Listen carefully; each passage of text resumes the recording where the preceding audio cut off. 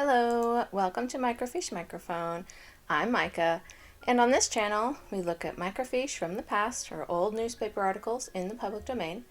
We look at them with our modern eyes, our modern perspective, and see what we can learn from them. On this microfiche time capsule, we are looking at Kansas Farmer from 21 September 1918. And we are continuing our series on interesting war items. I believe this is part 7. So let's take a look. This tends to be a grab bag of like all sorts of random stuff all about World War I.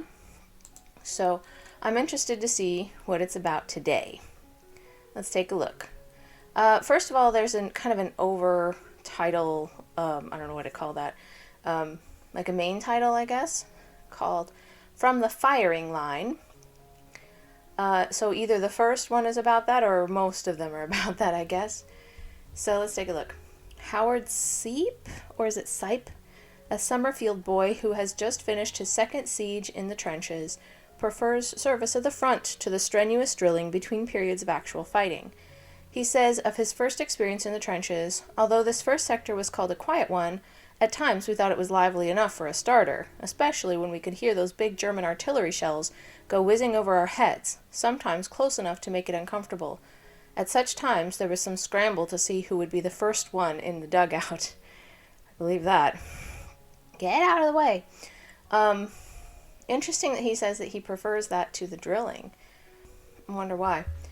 Maybe he's an adrenaline junkie. Don't know. After our stay in the front line expired, we were moved to the reserve for a few days, and then taken down this big hill to what they call a rest camp. But we have another name for it. Most of the boys said they would rather have stayed in the front line trenches than to drill as we had to in this said rest camp. The drilling did not last long, for we received orders to roll our packs and be ready to move, and most of us were glad, although we knew we were going to the trenches. This unit is now evidently having a few days of real rest. He writes, our second siege in the trenches is over, and we are enjoying a few days' rest in a little quiet village in the valley in France. Although this last siege was not a strenuous one, we were glad to get back behind the lines, where we could not hear the roar of the big guns. I am well and enjoying life very much. Well, he didn't say why.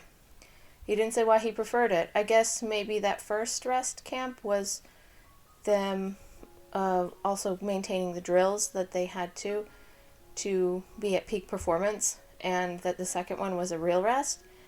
Like, it doesn't quite make sense to me why he prefers the trenches. I wouldn't, but that's me.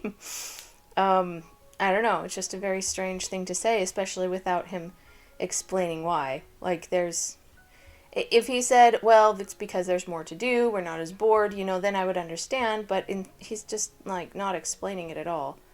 So, I guess we can only surmise that it was because he found it boring. I don't know. He seemed to have preferred the second rest camp that he had, though, where he had less to do. So maybe it was just the drills themselves that he dislikes. It's very hard to say, and I think that this is very one-sided, and it's only from one person, so I really can't judge. Anyways, moving on. Yeah, but I feel like another thing that is a phenomenon in wartime is that a lot of people feel like they're not doing enough if they're not actively serving. So maybe it's just that feeling of purpose that they have in the trenches. I'm not sure. So the second one seems to be along the same main subject. Glad to be in it. A young soldier from Summerfield, Kansas, also from Summerfield, the other one was also from Summerfield, in a letter just published in The Sun, asked how the 4th of July was observed at home. It has been 3 years since he took part in an Independence Day celebration in America, and he says, believe me, when I do get home, I'm going to celebrate, but I would rather miss 3 more celebrations than miss the things I have experienced and seen since I have been in the Army. Okay.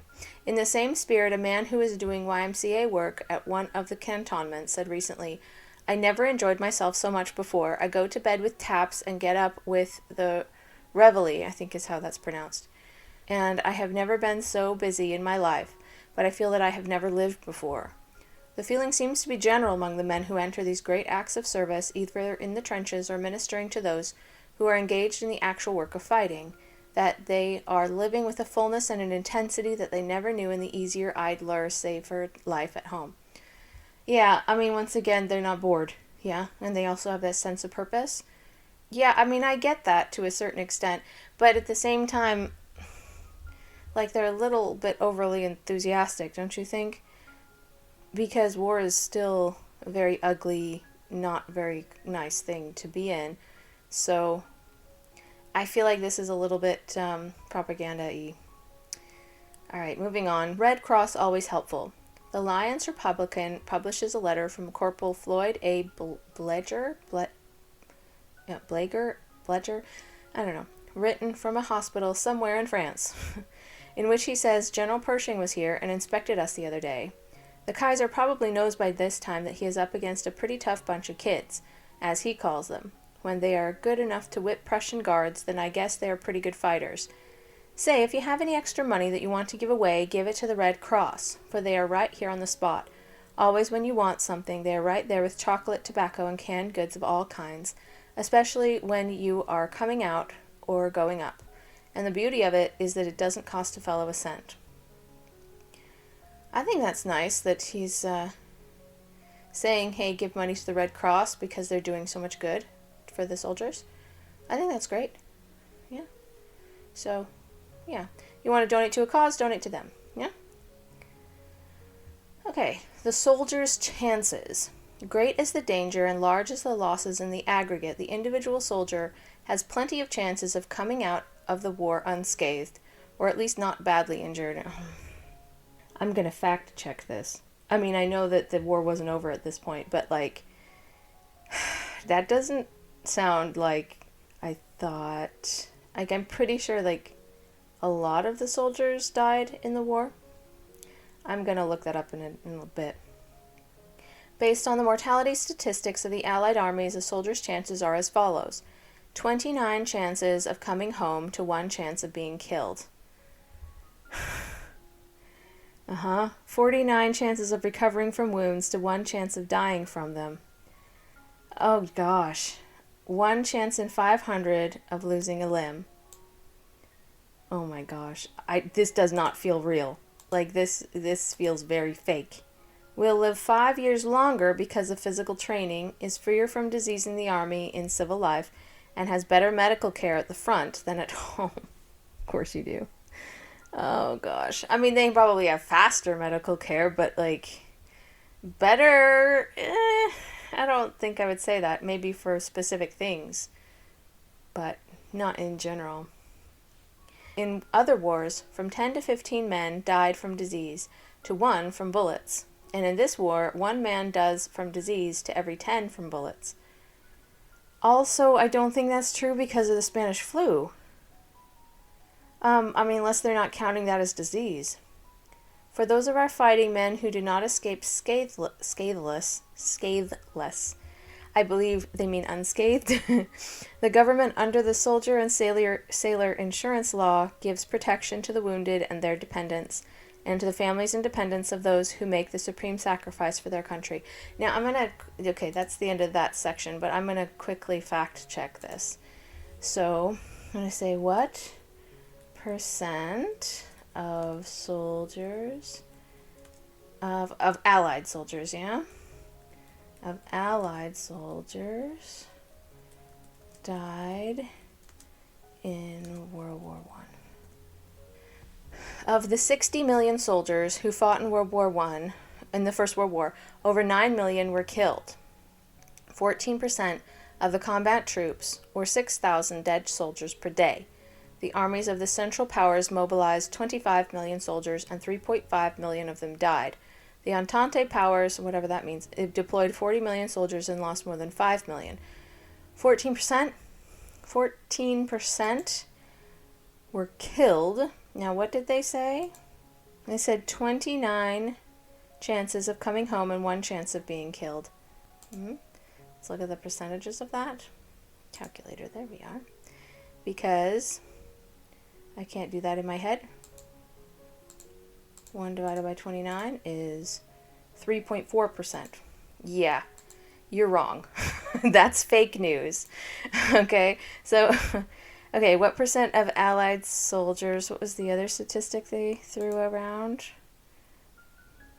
49 chances of recovering from wounds to 1 chance of dying from them. What percentage of Allied soldiers recovered in World War One? This looks like some sort of like official casualty list.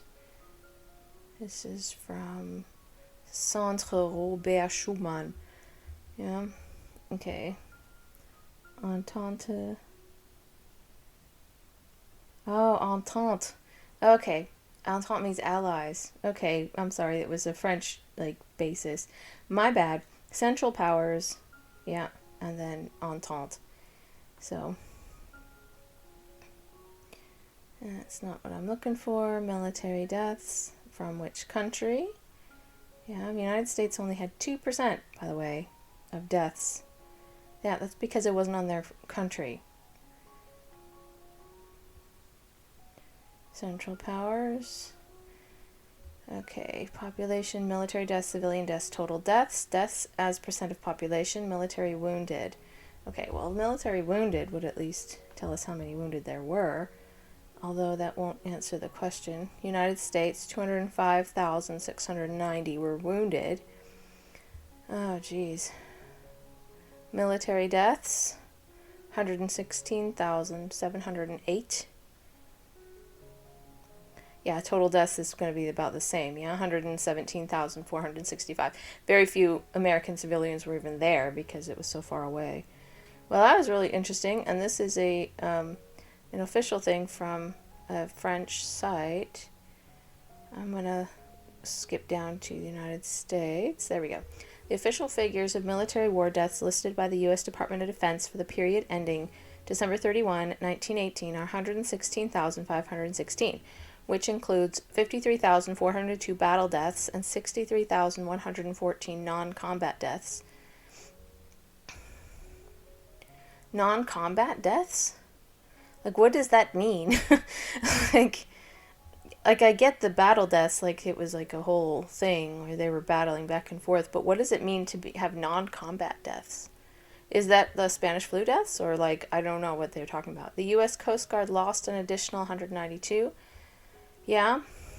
An official 1920 U.S. Quartermaster report reports the total number of registered U.S. graves in France, Great Britain, Belgium, Germany, Luxembourg, and Italy as 75,212. This figure includes remains removed from Europe to the United States, and that as of June 30th, 1920, 2,217 remains had been removed from Europe to United States. Estimated civilian losses include 128 killed on the RMS Lusitania, as well as the 629 merchant marine personnel killed on merchant ships. Okay. Is that all we got? This is Repère. Programme pour l'éducation et la formation tout au long de la vie. Uh-huh. I mean, there's all these, like, symbols all over it that are, like, EU symbols and, Maison de l'Europe, things like that. Bildung für Europa. That's a German one. Like, there's all sorts of European stuff all over it, so this looks pretty dang official. Now, they did not mention how many people, like, were wounded and then died of their wounds. I don't know if they have that statistic. Okay, let me see. Wounded, killed and died, total mobilized forces, prisoners and missing, total casualties, percentage of mobilized forces in casualties. This is from Encyclopedia Britannica. Okay, they had 4.35 million troops of the United States, 116,000 were killed, 204,000 wounded, 4,500 missing or prisoners. Total casualties, 323,000. Percentage of mobilized forces, 8.1. So actually it is fairly low. Okay, that does surprise me. But so I take it back. It wasn't that exaggerated, and maybe at the time it might have been true up to the amount of information they had, because if they didn't have all of the statistics for 1918, which they probably didn't by September, then they could maybe only have taken into account half of the year, and if more died in the second half, and anyway, things like that. So I will say it's not necessarily fake news. It might be slightly exaggerated, but it's not actually that badly exaggerated compared to some other things that they've reported. So, giving them the benefit of the doubt, I will say this is the best information they had at the time. Yeah? All right, let's move on. He'll get there. Senator Hitchcock was talking about a Nebraska soldier. He'll do, the senator chuckled. He'll get there. Such forethought as his is hardly credible. On the pier, somebody offered to send him a book, asked him to name the book he preferred. He thought for a moment, then he said, "Send me a good guide to Berlin." What are they talking about? I don't understand this at all. Okay, this senator sounds like an idiot. I mean, maybe it's just an impression, but he's saying, I guess this soldier will do. They didn't say if he even talked to him. He just was talking about a Nebraska soldier. Said he'll do, he'll get there. Get where? What are you talking about? And then when he's asking, he said, "Send me a good guide to Berlin." You sound like an idiot, dude. You sound like an idiot. Anyways, we'll just move on from that, because I don't know what the point of this little short article was about, so moving on. For exchange of prisoners. The invitation extended by the American government to the German government to convene a conference to arrange for the exchange of military and civilian prisoners has met with a favorable reply from Germany, according to a Berlin dispatch quoted in a dispatch from Amsterdam to the Exchange Telegraph. Cool. They're interested in exchanging prisoners, and the other side sounds interested as well. Awesome. Hope it worked out. The only thing to do. George Washington Jones, late of Atlanta, was making his first trip frontward on a supply wagon with not much farther to go, when from the side of the road a camouflaged American battery broke forth thunderously, sending a few 300-pound tokens over the line to Fritz. Fritz, huh? The ground trembled from the salvo, but not any more than George as he jumped from the high seat to the road. The American artillery officer in charge of the battery crossed over to the road. "Scared?" he demanded. "Well," George said, was slightly agitated at first. "I certainly was, but kept right on. That's the only way to win the war. Fight and guns." Stars and Stripes, France. Nice accent. I like the accent being... I can't really do accents, but the way that was written was pretty cool. Even I could follow it. 300-pound tokens. I don't even know what they're talking about. So it blew some of their supplies over to the other side, I guess. Yeah, asked him if he was scared. And he's like, a little? Yeah? I mean, who wouldn't be scared if you're, being blown up? Geez. What did you expect? All right, moving on. Better than no war. "This is a terrible war," said a sympathetic visitor to an Irishman covered with bandages in the military hospital. "Yes, it is a terrible war," he agreed, and then added with a characteristic Celtic smile, "but it's better than no war at all." That is a very weird thing to say. Oh, honey. No, it's not. No war is better. No war is definitely better. All right. War Work of Bible Society. Since the beginning of the war, the American Bible Society has seen the distribution in round numbers of 1 million copies of the Scriptures, Bibles, Testaments, and portions in European countries. Between 500,000 and 600,000 of these were sent with money furnished by nickel gifts from American Sunday school children. Oh, that's sweet. Over 1 million copies were circulated by the American Bible Society itself on the Mexican border. Since May 1, 1917, the Society has printed and sent over 700,000 Bibles, Testaments, and portions for general use, and is now delivering as fast as they can be made 1 million Testaments to the YMCA free of charge, to be distributed by them to the soldiers and sailors of the United States. Okay. It's cute that the school children are helping to pay for that.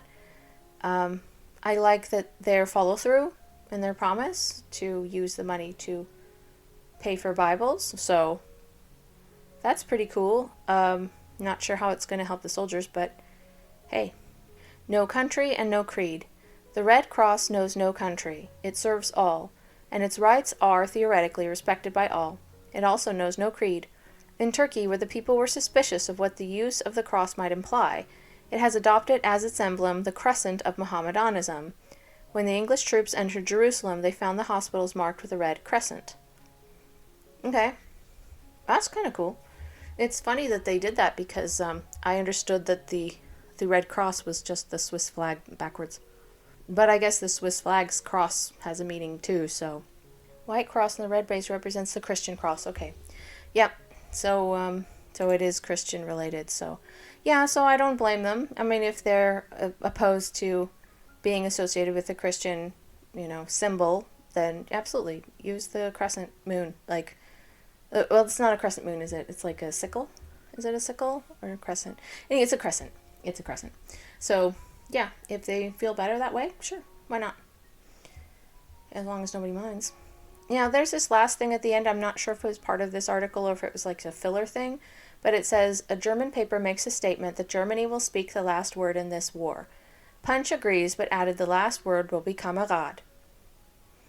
Yeah? Comrade? Sure, I guess. It's a random thing to say. It's just kind of saying like, oh, Germany thinks they're going to win. Well, actually, we're going to win. Well, that's a rivalry for you. Okay, if you say so. Anyway, this one seemed relatively innocuous, but I feel like in general there are always a lot of propaganda kind of stories with a lot of like this war is the best. So I think I might be winding down this series pretty soon because I'm kind of done with the propaganda. I'm also considering switching to the Ladies' Home Journal. I think that would be a really fun magazine to read, especially the historical articles. So we'll take a look. Anyway, comment down below. Let me know what you would like to see next, as I am working on moving on from what we've been doing. And make sure to like the video, subscribe to the channel, and I hope to see you in the next video.